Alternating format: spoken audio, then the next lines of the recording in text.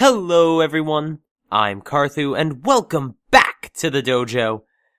So before we begin, I'd like to say an apology for being gone for so long. I was sick and it was actually a throat illness. So this virus basically didn't allow me to speak or, at least not efficiently and not painlessly. So I took a little break so that way I could heal and make sure I'm better. Also, if you notice a slight improvement in audio quality, I did upgrade my mic a step up to the next model, and hopefully that comes across in the video. Anyway, today I wanted to discuss the potential strength of the Grand Priest. Don't worry though, the speculation on his strength will be left for the end. To begin, let's just talk about what we actually know for sure. The first is that the Grand Priest is the father of the angels, while on its own doesn't mean much as children's strength differs from their parents. Take King Vegeta and Bardock as examples. We know from statements by Whis that the Grand Priest is at least stronger than himself, but even more interestingly, he's among the top 5 strongest beings in the multiverse, meaning he's anywhere from number 1 to number 5. But in the manga, Whis goes as far as to say that the Grand Priest is the strongest being in the multiverse. While many people disregard the statement by saying that Zeno is the strongest being in the multiverse, I find that argument to be lacking. The best examples of us believing someone is the strongest god and they aren't are Kami, King Kai, Supreme Kai, and Beerus. Beerus is specifically useful here because he has an attendant like the Grand Priest, and is weaker than that attendant. So, if Toriyama continues this pattern of subverting expectations, it's not unlikely that the Grand Priest is the strongest being in the multiverse. This will be more important later on, but just know that he should have enough power to destroy multiple universes easily, similarly to Zeno.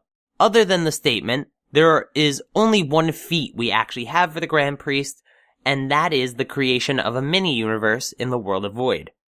While creating a universe the size of a small town doesn't really seem too impressive, remember this. He did it without exerting himself. It didn't appear that 40 hours was the quickest he could do this, but even if it was, it's still impressive because it was not a standard universe in any way.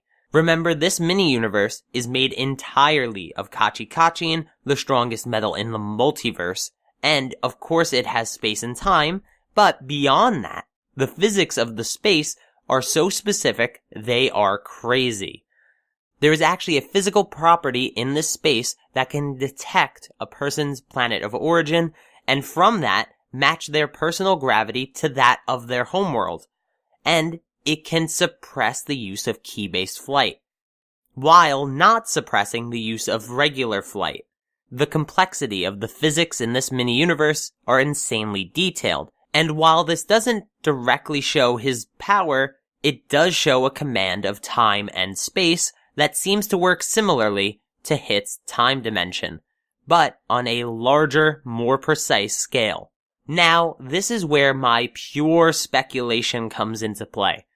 A question I'm constantly asked and really don't have an answer for is, where did the Grand Priest of the future timeline go?